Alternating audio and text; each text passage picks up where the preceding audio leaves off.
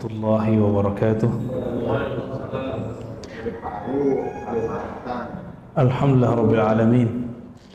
Hamdal hamidin, hamdal mustaghfirin. Hamdan yuafi ni'amahu wa yukafi'u mazidah. Asyhadu an la ilaha illallah. Asyhadu anna Muhammadan abduhu wa rasuluh. Allahumma salli wa sallim wa barik ala sayyidil wujud, sayyidil qawnaini, sayyidina Muhammad wa ala alihi wa ashabihi wa li baitihi wa dhurriyyatihi ajma'in. Jemaah subuh yang diberkahi Allah, alhamdulillah di pagi yang diberkahi ini Allah masih izinkan kita meniup udara darinya, ya. Alhamdulillah kita ditakdirkan, dipilih untuk bangun di subuh ini di saat masih banyak orang masih mendengkur, bener ya? Maka jangan GR dulu, ini anugerah dari Allah Subhanahu wa Ta'ala, kita syukuri. Makanya setiap kali muazin mengatakan hayya 'alas shalah, kita mengatakan la haula wala quwwata illa billah. Tiada daya, tiada upaya untuk berangkat ke masjid, untuk mengangkat tangan bertakbir kecuali dengan izin Allah. Orang kalau sudah kena stroke, dia mau ngangkat tangannya ke atas, jadinya kemana? Jadinya ke bawah, mau ke kiri jadi ke kanan. Kita belajar takbir, alhamdulillah tangan kita masih, ya. Seandainya pun nanti terjadi di sebagian yang hadir ini kejadian begitu, diridhoi saja, ya. Tapi semoga tidak terjadi, amin, ya. Kita masuk ke bab sekarang, bab tafakkur. Sebelumnya mari kita kondisikan hati, samakan frekuensi pikiran kita dengan membaca surah Al-Fatihah. A'udzubillahi minasyaitonir rajim.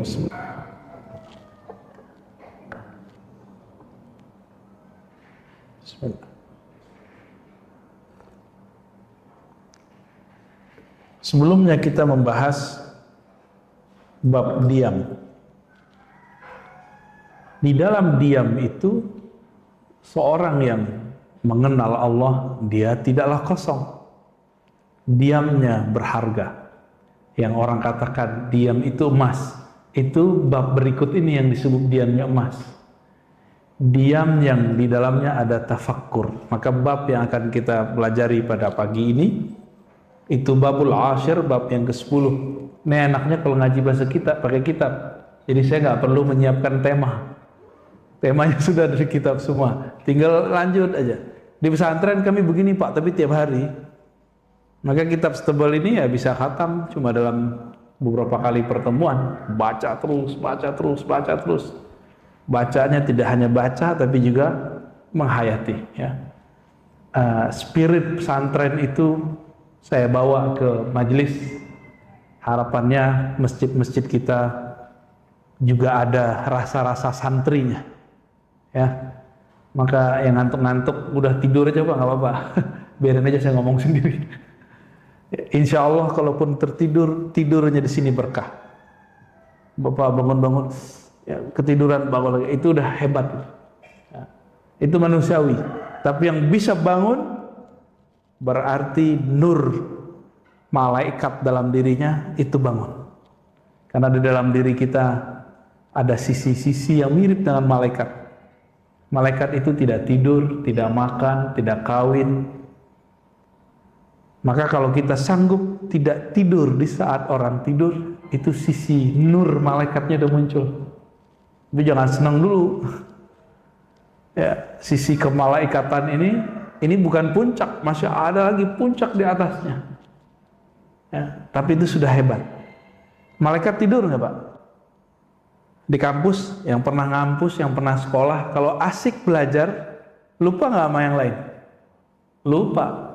Kalau lagi asik nulis skripsi, tesis, disertasi, jangankan sama makanan, sama diri aja lupa, apalagi cuma dengan pasangan.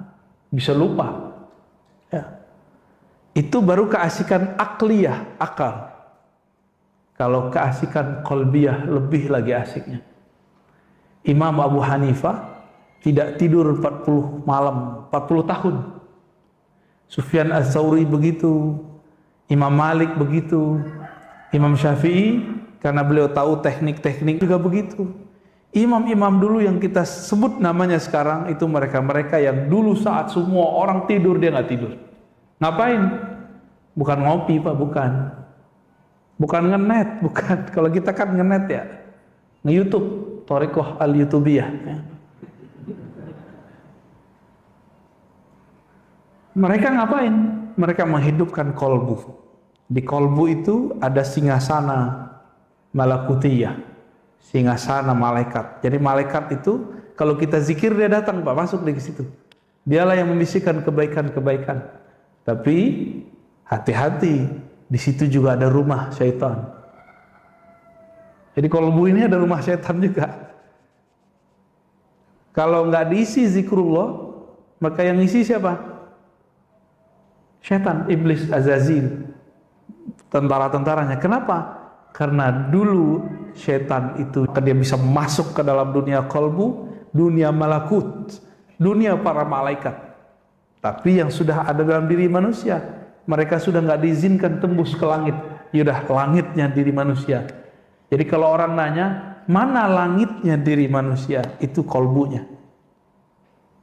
Tapi bukan langit yang ngono Pak ya, itu beda lagi tuh. Ini maksudnya langit itu sesuatu yang tinggi, yang luhur.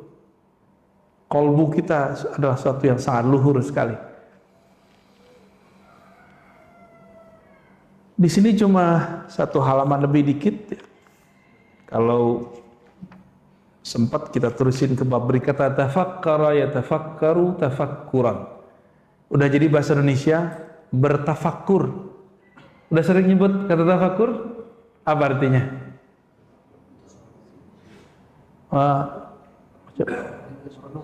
Merenung, introspeksi, muhasabah, ya, merenung, ya, deket-deketlah semua, ya. Tapi kalau kita ambil lagi, fakkara, berfikir, tafakkur, mencari di balik yang difikirkan, di balik yang kita lihat. Maka tafakkur ini, kalau fakkara itu sebenarnya mengajarkan cara berfikir, tapi tafakkur mencoba mencari makna dari sesuatu, itu tafakkur. Ini sebenarnya apa ini? Gitu. Itu tafakkur. Namun tafakkur itu kepada objek alam. Jadi tafakkur itu melihat alam. Itu tafakkur. Ada satu lagi temannya tadabbur. Tadabbur itu kepada dalil Quran. Jadi dalil Quran ditadabburi, jangan dibalik. Toh itu ya, jangan kebalik-balik, jangan munqalib, jangan maqlub. Afala yatadabbaruna al-Quran. Jelas di Quran bahwa tadabbur pasangannya Quran. Kalau tafakkur fi khalqis samawati wal ard, mengenai penciptaan langit dan bumi. Quran itu ngomongin langit bumi juga. Tapi jika dibolak-balik itu beda. Ini mohon maaf kepada orang yang selama ini menganggap terjemahan Quran itu Quran. Hei, sadar. Quran itu satu hurufnya bisa dimaknai. Maka terjemahan yang antum baca dari terjemahan Kementerian Agama kah atau terjemahan dari siapa? Itu baru satu makna daripada ayat. Jadi jangan kemudian kalau udah baca terjemahan udah ngerti Quran, belum. Kalau begitu, kenapa Nabi mengatakan baca kulhu sama dengan sepertiga Quran? Itu kenapa Pak? Kita kalau ulik-ulik terus kalimat kulhu Allahu ahad, kulhu Allahu ahad, nggak ada habisnya. Setahun kita ngaji kulhu Allahu ahad nggak selesai Pak. Sampai mati nggak selesai itu kulhu Allahu ahad. Ngaji huwa Allah ahad nggak selesai. Saya jamin huwa aja udah lama tuh. Tahu dia, bagaimana dia, siapa dia, apa sifat dia, apa yang mustahil bagi dia. Allah, alif lam lam ha. Kok bisa disebut begitu? Dalam bahasa lama Allah juga. Makanya beberapa aliran, kalian jangan sebut-sebut nama Tuhan kalian Allah. Allah itu bahasa kami. Lah bukan begitu. Gak ngerti sejarah bahasa dia berarti. Ini bahasa Semit namanya. Quran itu bahasa Arab, bahasanya Yesus itu Suryaniyah dan Ibraniyah, dua dia, ngomong bahasanya dua. Bahkan disebutkan juga bahasa ketiga, Aramiyah. Bahasa Aram itu cuma dipakai sekarang 3 kampung di Syam, di Suriah. 3 kampung doang, itu bahasa tua itu. Sayyidina Adam itu berbicara pakai bahasa apa? Suryaniyah. Itu bahasa paling tua di alam semesta. Itu bahasa paling tua tuh, Suryaniyah. Tapi sebelum itu kan sudah ada iblis. Pakai bahasa apa iblis? Bingung kan? Ya. Itu mereka nyebut dia Allah, itu Allah Pak dari dulu. Tapi dengan dialek yang beda. Elohim. Maka kita kalau doa Allahumma, benar gak? Allahumma bahasa sono Pak. Bahasa Ibrani, Aramaik, Suri, mereka ngomong begitu. Kalau kita dengar cerita kepergian Yesus, apa kata Yesus? El lima sabaktani, Nabi Isa. El itu Allah, Allah gitu. Elohim sama, sumbernya sama kok. Jadi nggak usah sok-sok maling merasa ini nama tuh. Emang namanya begitu. Huwa, Yahweh, sama dia itu. Kalau bahasa kita beliau, pangeran. Orang Sunda nyebut Tuhan pangeran bukan? Gusti Allah, Gusti Allah. Jadi orang nyebut Allah itu gak salah Pak sebenarnya, dialek dia aja begitu. Di kampung saya nyebut Tuan Allah. Datang saya ke orang Jawa nyebutnya Gusti Allah. Udah sama gak? Huwa, dia. Itu dalam bahasa China, bahasa Prancis itu mirip, pakai D. Kalau kita terjemahkan dia gitu. Apa salah baca? Silakan dibenerin sendiri itu yang ngerti bahasa Prancis, bahasa Tiongkok ya, bahasa Cina, Mandarin.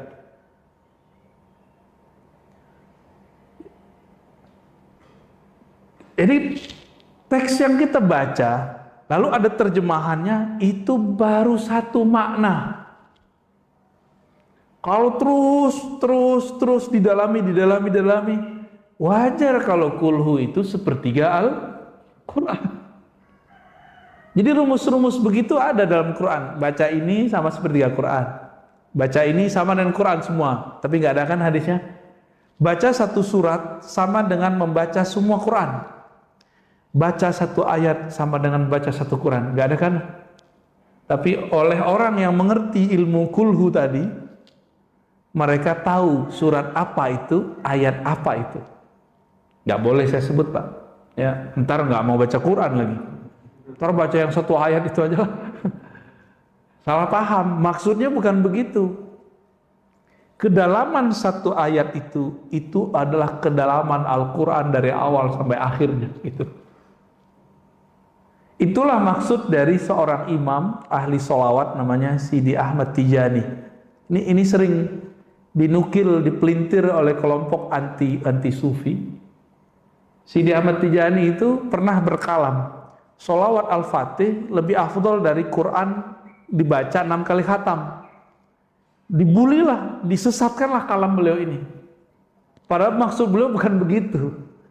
Orang kalau baca Quran, hatinya nggak berkoneksi kepada Allah, kepada Quran. Dia baca Quran 6 kali, terus dibandingkan dengan satu sholawat, tapi dia merasakan keagungan yang disolawati. Maka lebih afdol ini 6 kali. Itu maksud beliau begitu. Bukan berarti sholawat Al-Fatih lebih tinggi dari Al-Quran. Itu sholawat Al-Fatih namanya Pak. Allahumma salli ala sayyidina Muhammadin al-Fatih lima ulika wal khatim lima sabaq nasiril haqqi bil haqqi wal hadi ila siratal mustaqim wa la alihi haqqa qadrihi miqdaril azim. Itu sholawat ajib. Sholawat itu menyebut Nabi itu Al-Fatih, artinya penakluk. Kalau Al-Fatih yang ini nanti di akhirat semuanya, semua umat, semua Nabi itu sedang menunggu syafaat. Akhir nyari Nabi Adam. Nabi Adam bilang, saya nggak bisa bantu kalian. Malah karena akulah kalian terusir dari surga. Tawaduknya Nabi Adam. Datang ke Nabi Nuh. Nabi Nuh bilang, lah kalian datang kepadaku. Aku dulu gak sabar mendoakan kehancuran umatku sendiri. Datanglah ke Ibrahim. Datang Nabi Ibrahim. Apa kata Nabi Ibrahim? Ah, kalian datang kepadaku. Aku punya kesalahan 3. Pernah bohong. Tapi bohongnya Nabi Ibrahim dosa gak? Enggak. Beliau cuma merasa salah adab. Tapi itu gak dosa. Malah wajib beliau begitu. Bohongnya itu wajib gitu. Kita tiap hari bohong ya. Tiap hari kita bohong, Pak. Datang nih Musa. Musa bilang, dulu saya pernah mukul orang, dibunuh, saya gak dikisos. Padahal umatku jika membunuh seseorang dikisos. Datang ke Nabi Isa gak ngomong apa-apa. Datangnya Nabi Muhammad SAW. Maka Nabi mengatakan, hatta Ibrahim, dia butuh syafaatku. Akulah Al-Fatih, akulah sang pembuka. Maka sholawat itu kunci syafaat nanti di padang mahsyar. Itu maksud beliau, tapi disalahpahami orang. Karena teksnya kadang-kadang jatuh ke tangan orang yang tidak faham perkalian-perkalian di bab yang kita sebut tafakkur ini, tafakkur dan tadabbur. Ya, jadi perkalian rahasianya itu ada pada bab tafakkur. Ya. Beliau Imam Muhammad bin Abi Bakar Razi yang wafat 660 Hijriah mengatakan, menyebutkan 2 ayat ya. Ayat itu kita sudah biasa dengar. Surat banyak ini ya. Ini ada di surah Ar-Ra'd ya. Surah Ar-Ra'd ayat 3. Ayatil liqaumi yatafakkarun, di ujungnya. Sesungguhnya pada demikian itu ayat adalah ayat. Apa arti ayat? Tanda. Ada sinyal. Ayat ya. Ayat itu nomor ya. Surat sekian, ayat sekian. Itu bahasa Indonesia, tapi ayat bahasa Arab itu dari kata ayah. Ayah artinya mana yang menunjukkan dia gitu. Karena orang Arab tuh kalau nanya ya ayu syai, mana, di mana, manakah, nah, maka ayat ya. Ini beberapa ulama mengatakan seperti itu ya. Tapi beberapa yang lain mengartikan ayat bukan dari kata memang tanda-tanda. Sesungguhnya yang demikian itu adalah tanda-tanda. Berarti tanda tentang Allah itu banyak. Tapi siapa yang mampu menangkap? Hanya satu golongan. Qaumi yatafakkarun, kaum yang berfikir. Kaum yang berfikir. Di ayat berikutnya, ayat keempat, surat Al-Imran 191, wa yatafakkaruna fi khalqis samawati wal ard. Mereka bertafakkur mengenai penciptaan langit dan bumi. Gak usah lihat langit bumi yang di atas. Langit bumi itu kita. Tentang cerita kita itu. Matahari jam sekian terbenam, jam sekian terbit. Musim bulan apa hujan gitu. Itu bisa nggak membaca itu? Dulu ada orang bisa membaca itu, muncullah namanya dalam bahasa Jawa misalnya weton. Itu hasil membaca itu sekian tahun. Jadi aslinya itu bisa diilmiahkan. Cuma belakangan dipercaya, padahal itu cuma kebiasaannya, kira-kira begitu. Bukan untuk dipercaya, untuk jadi panduan. Karena belum ada alat secanggih sekarang ramalan cuaca misalnya. Belum ada kalau orang Jepang itu kalau mau kerja atau mau nikah, dia ngetes darah, Pak. Cek darahnya dia sama pasangannya apa. Atau dia mau kerja, ini karakternya apa nih yang cocok dengan darahnya. Itu mereka sudah sampai ke sana. Kalau di kita dibilang syirik, padahal di sana dipelajari dan ilmiah. Itu ilmiah, ya. Sangat-sangat ilmiah. Kita kan senangnya yang bau-baunya barat, bau-baunya Cina, Feng Shui. Feng Shui itu lebih khurafat seharusnya daripada weton, apalagi kalau Jawa tuh. Primbon. Itu sebenarnya hasil membaca. Jadi kalau orangnya bener cara bacaannya nggak bakal syirik, malah tambah wise dia membaca alam. Kok orang-orang dulu itu betul-betul melihat. Jadi ada dulu nenek-nenek kita tuh nggak perlu pakai jam, dia cuma ngelihat bulan. Oh, jam sekian nih, ngelihat matahari. Makanya nenek-nenek kita dulu nggak perlu pakai kacamata, Pak. Kita sekarang udah rabun-rabun karena mereka memanjakan matanya ngelihat gunung, ngelihat tanpa radiasi. Kalau kita udah kena radiasi handphone, Pak. Saya pernah pakai kacamata, Pak. Alhamdulillah hilang waktu ngajar di Istiqlal. Nggak balik-balik, ya udah saya pikir, udahlah mungkin ini akhir aku pakai kacamata. Nggak pakai lagi sampai sekarang. Tapi kita barengi, nyetir, ngeliat yang jauh, baca, ngeliat yang dekat. Begitulah terus. Terus sesekali diistirahatkan. Kita sadar tapi mata dipejam, zikir. Wah, itu energinya dahsyat sekali. Sangat-sangat dahsyat. Pergerakan alam fisika, tapi juga perpolitikan. Bapak sudah lihat dulu Amerika meninggalkan Irak. Habis itu apa yang terjadi? Muncul ISIS. ISIS dapat senjata dari mana? Tiba-tiba pergi. Ternyata mereka membuat perang dingin, mengadu domba antara umat Islam Sunni Syiah. Syiah yang ada saat itu di Irak, Yazidiyah, yang ada di Suriah namanya Alwiyah atau Alawiyah, ya. Kelompok yang meyakini, dan itu kemudian dituduhkan kepada presidennya. Ini kan beda nih sekarang kan, coba lihat. Ini mohon maaf ngomong politik dikit, Pak. Ini kita baca alam. Waktu presiden Afgan kejadian seperti ini, dia lari nggak? Lari. Nggak tahu mana yang benar tuh, Pak. Nanti jawab sendiri. Dia mikir nih, presiden Afgan sekarang, kalau aku nggak lari, nanti perang saudara. Alasan dia. Kalau presiden Suriah, saya nggak ngelihat dia Sunni Syiah, Pak, karena istrinya seorang Sunni, menteri-menterinya seorang Sunni, dan dia sholat di belakang ulama yang Sunni, Ahlus Sunnah.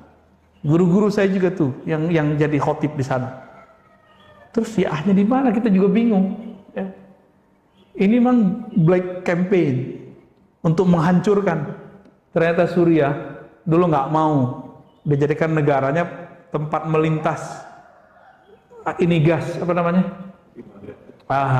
Yang menghubungkan antara negara-negara Teluk dengan Turki. Itu versi guru saya, Pak, Dr. Taufik Al-Buti. Anak dari syekh yang dibom oleh pemberontak di Suriah. Lagi ngajar tafsir begini nih, dibom. Gimana kita nggak emosi, Pak, ngeliatnya, ya? Maka kita nggak mau itu terjadi di negeri ini. Kita nggak rela, sedikit pun kita nggak rela, ya. Kita nggak mau biarin itu. Tapi skenario sebelumnya apa? Amerika tiba-tiba pergi, tahu-tahu ISIS ada senjata, ya. Ada senjata ini, senjata itu. Tiba-tiba muncul, datang pergerakan, katanya mujahidin, dan itu banyak, lebih dari 10 pergerakan. Konyolnya, orang kita kirim dana yang dibantu bukan rakyatnya. Siapa yang dibantu? Ya, ini bukan kesalahan Ustadz di sini. Mereka nggak tahu medan juang di sono. Terkirim ke kelompok pemberontak. Untung dianggap sebagai suatu kealpaan. Kalau dianggap sebagai kesengajaan, bisa habis. Ustadz-ustadz kita yang mengumpulkan duit itu. Itu pemberontak bersembunyi di belakang masyarakat sipil. Coba saya nih presiden, Pak, caplok orang. Yang benar gimana? Saya bela atau saya kabur kayak presiden Afgan? Yang benar loh, ya. Yang patriot yang mana? Ini ada Pak Tentara nih. Gimana Pak Tentara? Bela, kabur apa kita lawan? Ini secara akal nih, tafakkarun. Kalau dia mikir, yang benar itu yang di Suriah itu. Cuma karena sudah dicuci otaknya, ini perang Sunni Syiah, Sunni Syiah. Jadi kalau kita bela Bashar Assad, dikira kita pro Syiah. Loh, dari mana kita pro Syiah? Kalau begitu guru saya orang Syiah dong, dia ngajarin saya akidah Ahlussunnah, Pak. Syekh Taufik Al-Buti ngajarin saya akidah Ahlussunnah, fikih Ahlussunnah, usul fikih Ahlussunnah. 2006, 2007, 2008 saya ngaji kepada beliau. Ayahnya nulis kitab semuanya Ahlussunnah. Syekh Muhammad Sa'i Ramadan Al-Buti. Ini kejadian lagi nih di Afgan nih. Jangan euforia dulu, jangan senang dulu. Ini kayaknya Islam mau bangkit, tunggu dulu, Pak. Mana ada Amerika pergi dari suatu negara, ninggalin senjata, terus dia nggak punya misi. Nggak ada ceritanya. Jadi Bapak, tolong jangan euforia, ya. Mikir, ini ayatnya nyuruh mikir nih. Pola-pola ini kita harus baca. Tapi sayangnya, memori kita pada pendek-pendek semua. Terserah setelah ini Bapak sepakat dengan saya, nggak masalah. Tapi saya cuma ngajak berpikir. Kalau hasil pikiran kita nanti beda, nggak apa-apa toh. Oh nggak apa-apa Ustadz, saya beda sama Ustadz. Nggak apa-apa mas, saya juga nggak mengajarkan ini doktrin. Siapa tahu pembacaan berita Bapak beda sama saya. Tapi Bapak mikir-mikir dulu, Bapak dengar beritanya bahasa apa? Berapa bahasa yang diakses? Paling bahasa Indonesia, banter-banter bahasa Inggris, itu pun salah-salah dengernya. Saya mendengar setiap hari saya dengerin tiga bahasa. Arab, Inggris, Indonesia, Arab, Inggris, Indonesia.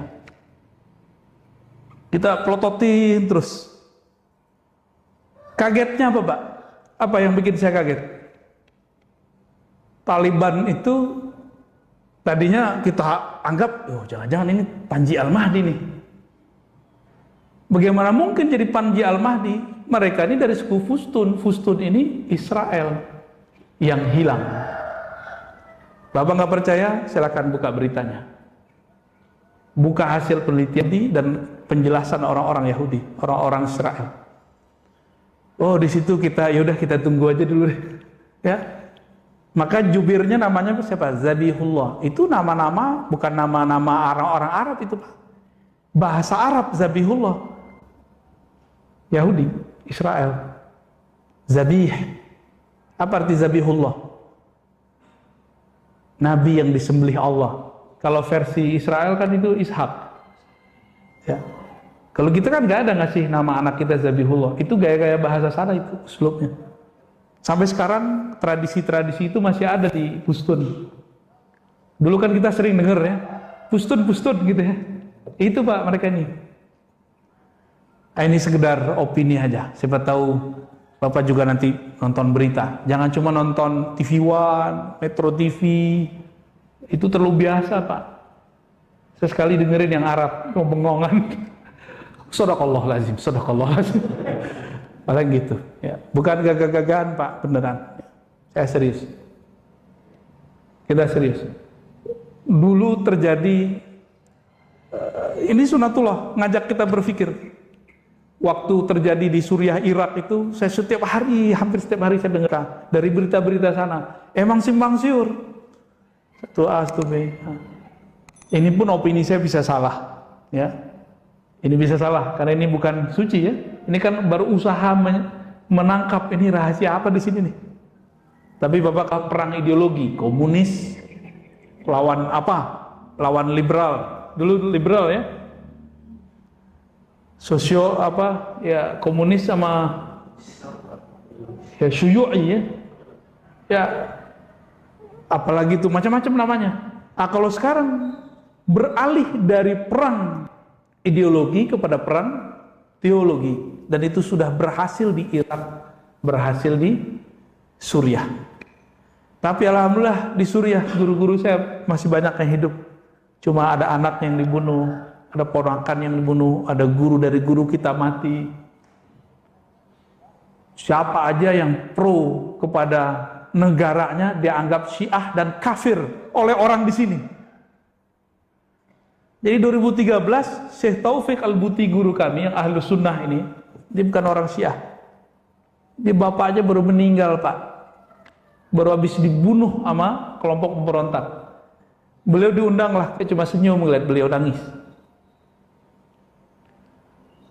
Tiba-tiba lagi asik Stadium Jenderal, ada orang nggak punya adab, nanya, Syekh, ente ini pro Asad atau anti Asad?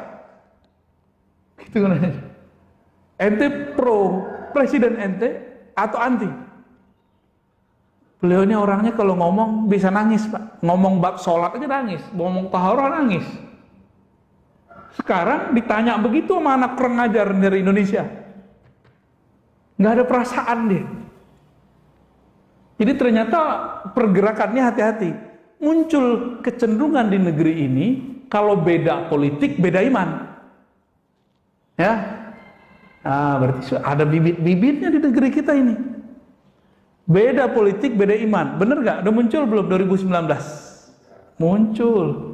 Cuma karena beda politik, bisa tengkar di masjid. Bisa tengkar saudara dengan saudara. Ini saya ulang-ulang terus, Pak. Supaya Bapak nanti 2024 sadar lagi. Karena ini tambah parah terus. Tambah parah terus. Ini udah mulai dibuat garis besar ini. Membeda. Orang yang berpikir emang orang emosi. Orang kalau bertindak dulu baru mikir, namanya apa tuh? Ya, nama jeleknya apa? Bertindak dulu baru mikir, jeleknya apa tuh kalau bahasa Betawi itu? Sebut sendiri lah Pak ya. Tapi orang kalau dia betul-betul menghayati Al-Quran, dia akan paham pola-pola ini. Dan jangan sampai itu terjadi di negeri kita. Bapak siap menjaga negeri kita? Siap jaga anak-anak kita, adik-adik kita, ya. Jadi jangan terbakan euforia. Itu aja harapan saya. Ya. Ini setelah ini mungkin saya akan diserang dari kiri kanan, Pak. Opini, dikata-katain, mental kita dihabis-habisin. Tapi insya Allah lah. Innallaha ma'ana. Allah bersama kita. Ya.